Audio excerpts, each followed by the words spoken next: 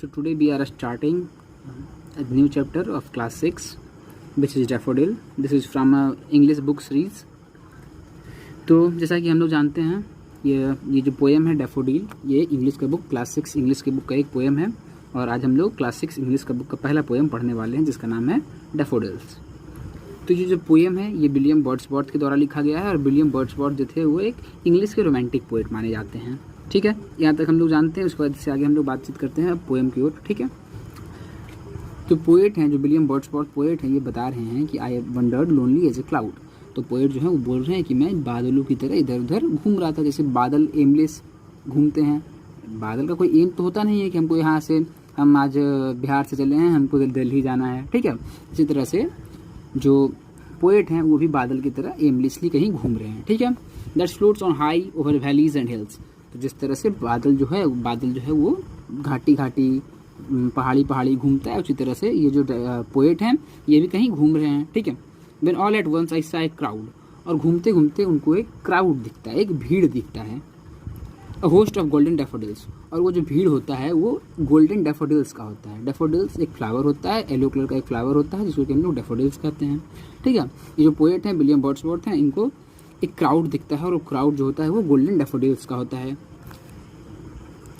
Beside the lake beneath the trees, beside the lake कहने का मतलब है कि और ये जो क्राउड है डैफोडिल्स का जो क्राउड है ये कहाँ पे है, बिसाइड द लेक्स कहने का मतलब है कि झील के किनारे है, बीनीथ द ट्री पेड़ों के नीचे है, fluttering and dancing in the bridge, और ये जो डैफोडिल हैं ये डांस कर रहे हैं, हवा चल रहा है।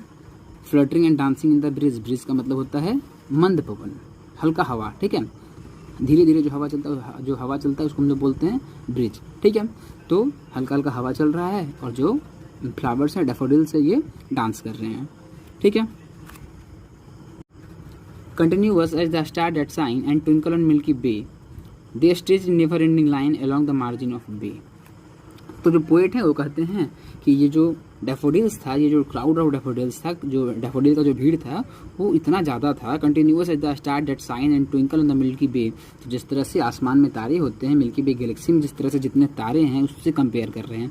कहने का मतलब है कि डैफोडिल्स का जो फूल है इतना ज़्यादा है, इतना अधिक मात्रा में है कि उसको किस चीज़ से कंपेयर किया जा रहा है, उसको कंपेयर किया जा रहा है यूनिवर्स में जैसे स्टार है, हमारे मिल्की बे गैलेक्सी में जिस तरह से स्टार है उस तरह से उसको स्टार से कंपेयर किया जा रहा है। मतलब जहाँ तक इनका नज़र जाता था, they stretch in never ending line, मानो कि जहाँ तक इनका नज़र जा रहा है दूर दूर तक सिर्फ डैफोडिल्स ही डैफोडिल्स हैं along the margin of the bay। ठीक है, 10,000 saw I at a glance tossing their head and in a sprightly dance। तो इसका मतलब है कि 10,000 I see at a glance। तो जब पोएट पहली बार इसको देखते हैं तो इनका कहना है कि जब हम पहली बार देखें तो मानो एक बार में हमको 10,000 फूल एक साथ दिख गया हो। ठीक है, तो इससे पता चलता है हम लोग को कि ये जो डैफोडिल्स था ये कितना अधिक मात्रा में था, कितना ज़्यादा था। ठीक है, tossing their head in sprightly dance, और ये जो फूल थे वो टॉजिंग का मतलब होता है ऊपर नीचे। वो एक गाड़ी होता है, देखा गया गाड़ी के आगे में जो एक खिलौना टाइप टॉय रहता है जो ऊपर नीचे मुड़ी करते रहता है। ठीक है, उस तरह से कहने का मतलब है कि वो जो हवा चल रहा था, यहाँ पे हम लोग पढ़े थे ना ब्रिज, तो ब्रिज के कारण क्या होता है कि जो फूल होता है वो स्प्राइटली मैनर में क्या करता है, स्प्राइटली डांस करता है। वो जो फूल होता है वो अपना जो सर है ऊपर नीचे करते रहता है और ऐसा मानो दिखता है कि जैसे कि वो डांस कर रहा है। ठीक है, और स्प्राइटली डांस का मतलब है, कहने का मतलब है कि मानो कि वो खुशी से झूम रहा है। The wave beside them dance but they outdid the sparkling wave in glee. इसका मतलब है, कहने का मतलब है कि जब हवा चल रहा है तो जिस तरह से हवा के कारण ये जो डैफोडिल्स है वो झूम रहा है, उसी तरह से जो लेक है उसका जो लेक का जो पानी है उसमें भी वेव्स बन रहा है, लेक पे भी वेव्स बन रहा है, उसमें भी तरंग बन रहा है। ठीक है, लेकिन एक तो लेक देखने में कितना अच्छा लगता है जब उस पर वेव चलता है, वेव जब आता है लेक पे या फिर झील पे, जब कोई वेव आता है पानी पे, जब कोई वेव होता है तो देखने में कितना प्यारा लगता है। लेकिन यहाँ पे कहा जा रहा है the wave beside them dance but outdid, लेकिन ये जो डैफोडिल्स है ये जो डांस कर रहा है इसका डांस जो है उसका लेक के डांस से कहीं गुना ज़्यादा अच्छा है। ठीक है, the wave beside them dance, जो बेब है वो भी डांस कर रहा है, but they outdid the sparkling wave in glee, लेकिन वो जो बेब है वो उतना प्यारा नहीं दिख रहा है जितना प्यारा डैफोडिल का डांस दिख रहा है। ठीक है, the poet could not but be gay in such jocund company. कहने का मतलब है कि ये जो सीन था, ये जो दृश्य था ये इतना ज़्यादा ब्यूटीफुल था, इतना ज़्यादा खूबसूरत था, इतना अट्रैक्टिव था कि जो पोएट हैं वो अपने आप को इतना खुश महसूस करते हैं जितना कि पहले कभी महसूस नहीं किए हों। तो वही कह रहा है the poet could not be gay in such jocund company. तो ऐसा मानो कि इससे पहले कि पोएट को ऐसा अनुभव कभी हुआ ही नहीं है। पोएट इतना ज़्यादा खुश है क्योंकि ये जो सीन है वो इतना ज़्यादा अट्रैक्टिव है, ठीक है, इतना ज़्यादा ब्यूटीफुल है, ठीक है।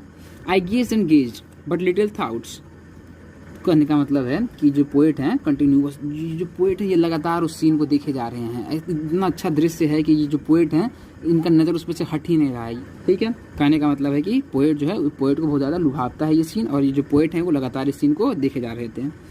But wealth the show to me had out, कहने का मतलब है कि जो पोएट हैं उनको ये जो सीन है बहुत ज़्यादा पसंद आता है, वो वहीं पे बैठ करके उस सीन को देखने लगते हैं और ऐसा मानते हैं कि ये जो सीन है ये हमारे जीवन का सबसे खूबसूरत सीन है, ठीक है। अब हम लोग अपना लास्ट पैराग्राफ की ओर चलते हैं, ठीक है।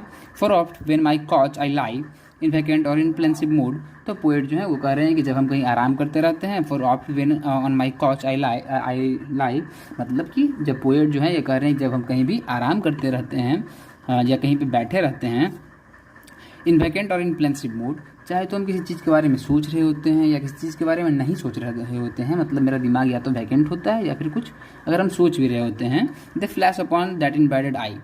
तो ये जो पोएट हैं ये कह रहे हैं कि वो जो सीन था, वो जो डैफोडिल को जब हम देखे थे तो उस समय का जो सीन था वो हमको याद आता है, ठीक है। ब्लिस ऑफ सॉलिट्यूड, सॉलिट्यूड का मतलब होता है अकेलापन, ठीक है।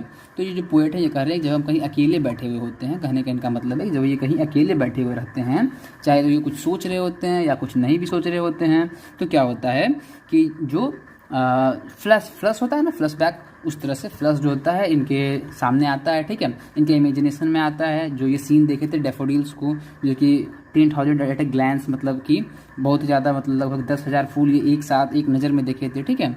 तो वो जो सीन है वो इनको याद आता है, ठीक है। And then my heart with pleasure fills, और इनका इसके बाद जो है जब ये सीन याद आता है इनको तो इनका जो हृदय है वो पूरी तरह से प्लीजर से भर जाता है, ठीक है। And dance with the daffodil, और इनको ऐसा लगता है कि हम अभी भी उसी वादियों में हैं, वही वादियों में डैफोडिल के साथ डांस कर रहे हैं, ठीक है। तो ये पोएम किसके द्वारा लिखा गया है? विलियम वर्ड्सवर्थ के द्वारा लिखा गया है। तो ये हमारा पोएम था जो कि विलियम वर्ड्सवर्थ के द्वारा लिखा गया है, ठीक है। इसके बाद इससे रिलेटेड कुछ क्वेश्चंस है जिसको कि हम लोग अब अगले क्लास में करेंगे, ठीक है।